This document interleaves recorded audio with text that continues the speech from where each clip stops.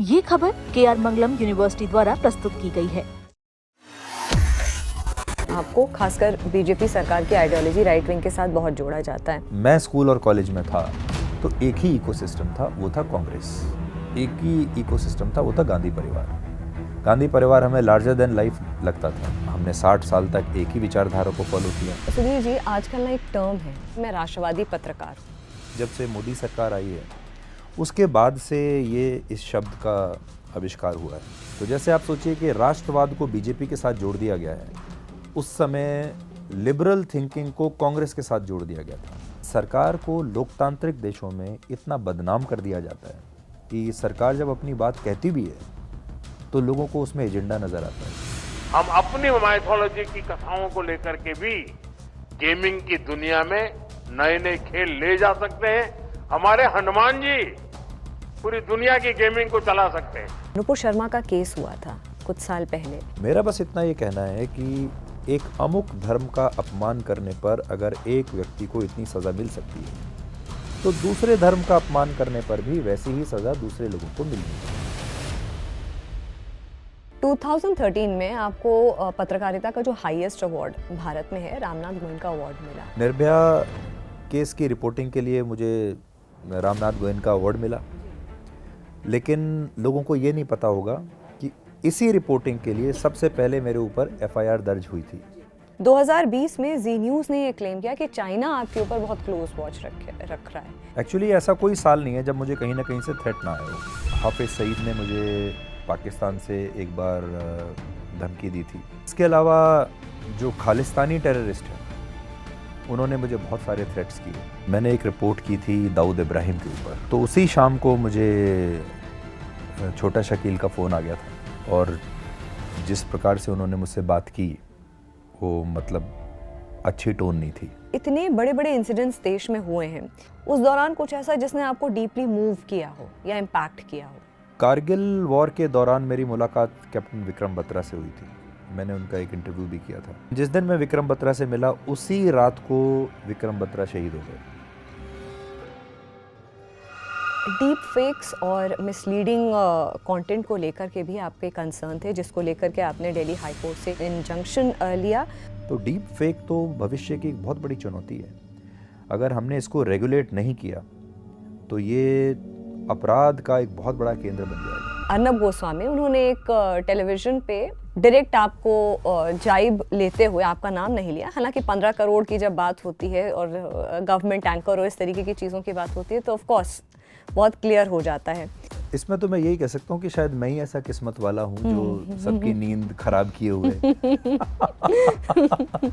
और अगर पीठ पीछे मेरे बारे में कोई चर्चा होती है, मैं इसे मेरी सफलता मानता हूँ। बॉलीवुड का एक सेकंड रेटेड या थर्ड रेटेड एक्टर एक पिक्चर के 5 से 10 करोड़ ले लेता है। खिलाड़ी इतना पैसा कमा रहे हैं, तो अगर एक जर्नलिस्ट ने अपना एक जायज़ पैसा ले लिया तो उसमें किसी को क्या समस्या हो सकती है? क्या टेलीविजन इंडस्ट्री खत्म हो रही है? अगर न्यूज़ इंडस्ट्री के लोग चाहते हैं कि उनका कंटेंट टीवी पर देखा जाए तो उनको अपना कंटेंट बदलना पड़ेगा। क्रिएटर इकोनॉमी बहुत इवॉल्व होने वाली है, तो आप कहाँ ट्रेडिशनल जर्नलिस्ट को इस पूरे एरिया में कहाँ देखते हैं? आप देखिएगा after few years there will be a premium on right information, और सही इन्फॉर्मेशन आपको ढूंढ के भी कहीं नहीं मिलेगी। ब्रांड सुधीर चौधरी क्या? नमस्कार, जागरण मंथन में आप सभी का स्वागत है। मैं हूं स्मृति रस्तोगी। हमेशा की तरह आज भी एक बहुत प्रोमिनेंट, एक वेल नोन फेस हमारे साथ मंथन पर है, मंथन करने के लिए। सुधीर जी, आपका बहुत बहुत स्वागत है।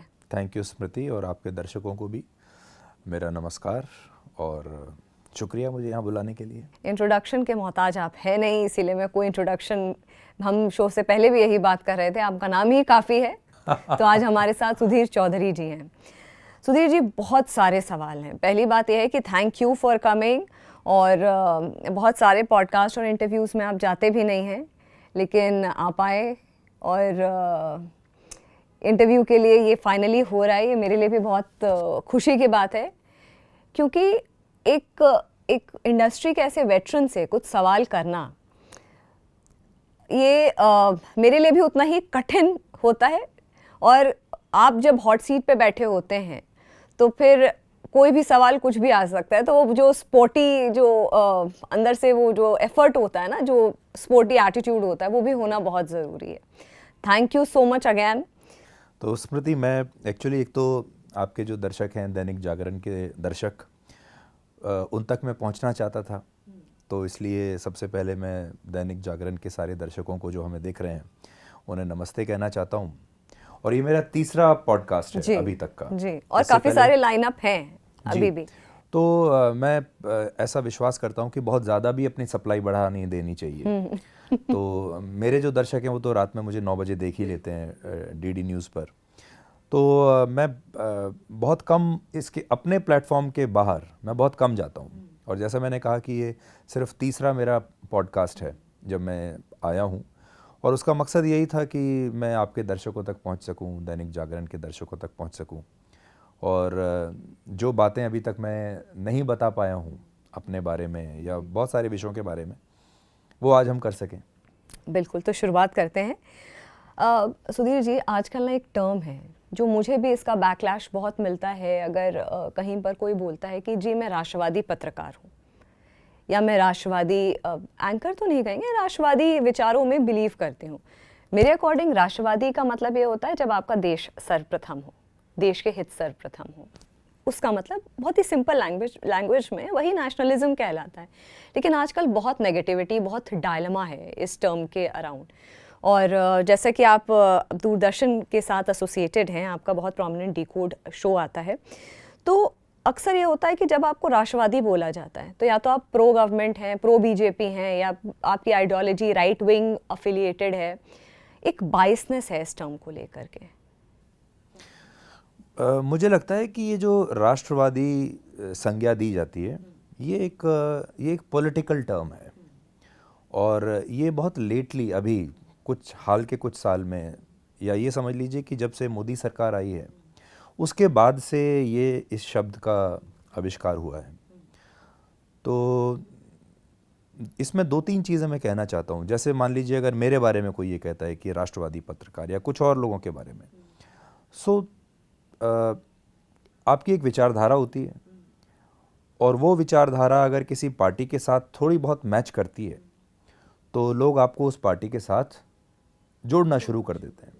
जैसे मान लीजिए अगर मैंने कहा कि हर स्कूल में राष्ट्रगान होना चाहिए, या मैंने कहा कि हर समारोह में वंदे मातरम गाना चाहिए, तो लोग मुझे राष्ट्रवादी कहने लगेंगे, और मुझे ये भी कहेंगे कि ये बीजेपी की सोच वाला व्यक्ति है, या ये बीजेपी के समर्थन का व्यक्ति होगा।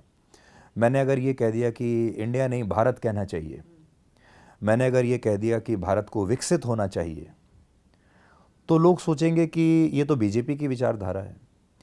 जबकि सच्चाई ये है कि मैं अगर आपको मेरी जर्नी में बताऊं, तो मैंने अपना जो पहला शो शुरू किया था डीएनए, मैं उस समय भी यही बातें करता था, और मैं ये कहता था कि लोग अपने देश के बारे में भूलते ही जा रहे हैं, क्योंकि एक बहुत लंबा दौर हमारे देश में ऐसा रहा जब हमारे अपने ही देश के लोग अपने ऊपर शर्मिंदा होते थे, अपनी संस्कृति को लेकर, अपनी स्थिति को लेकर, अपनी भाषा को लेकर, अपने पहनावे को लेकर हम बहुत डिफेंसिव रहते थे। हमें उसमें गर्व नहीं महसूस होता था, और हम पश्चिमी देशों की कॉपी करते थे। और धीरे धीरे देखिए वो कैसे चीज़ें हमारे ज़िंदगी में आनी शुरू हो गई। जैसे आज भारत जैसे देश में भी अगर कोई अपना जन्मदिन मनाता है तो केक काटता है। हमारे यहाँ हम दिया जलाते हैं किसी भी सेलिब्रेशन में, अग्नि के साथ उसको शुरू करते हैं, लेकिन केक में हम मोमबत्ती बुझा के करते हैं। हमारे संस्कारों में मोमबत्ती जलाना और दिए को जलाना है, लेकिन हम बुझाकर उसको शुरू करते हैं। मैं एक छोटी सी चीज़ आपको बता रहा हूँ। धीरे धीरे जब आप खाना खाते हैं तो डाइनिंग टेबल ने उसकी जगह ले ली। तो जब कुछ लोगों ने उसके बारे में खुलकर बात करनी शुरू की तो लोगों ने उसे राष्ट्रवाद कहना शुरू कर दिया, और फिर ये एक सोशल मीडिया का टर्म बन गया। तो मुझे ऐसा लगता है कि ये 2012 के बाद जो सोशल मीडिया आया है उसने बहुत सारे ऐसे टर्म दिए हैं।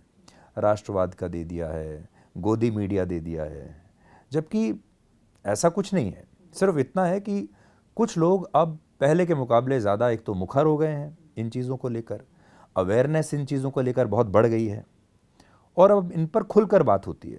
पहले शायद नहीं होती थी क्योंकि व्यवस्था ऐसी थी, वो आपको डिस्करेज करती थी ऐसी बातें करने से।